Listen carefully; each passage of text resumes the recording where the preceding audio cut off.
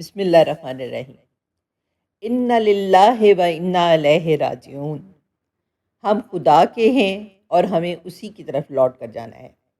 جو لوگ صدمے کے موقع پر انا للہ و انا الیہ راجعون کہتے ہیں، ان کے بارے میں اللہ تعالیٰ کا ارشاد ہے، ایسے ہی لوگوں پر ان کے پروردگار کی طرف سے رحمتیں ہی رحمتیں نازل ہوتی ہیں اور ایسے ہی لوگ ہدایت پر ہیں۔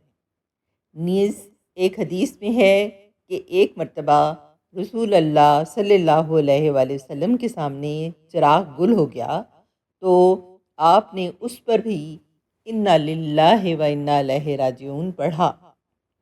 اس سے معلوم ہوا کہ چھوٹی سے چھوٹی تکلیف پر بھی انا للہ و انا الیہ راجعون پڑھنا چاہیے۔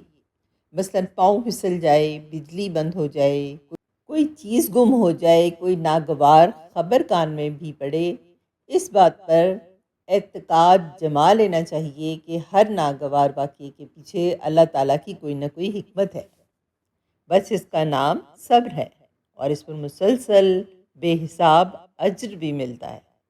یہ چھوٹی چھوٹی سنتیں ہم اپنا لیں اور ان کو خود پر لازم کر لیں تو یقیناً اللہ تعالیٰ ہمیں نوازیں گے انشاءاللہ۔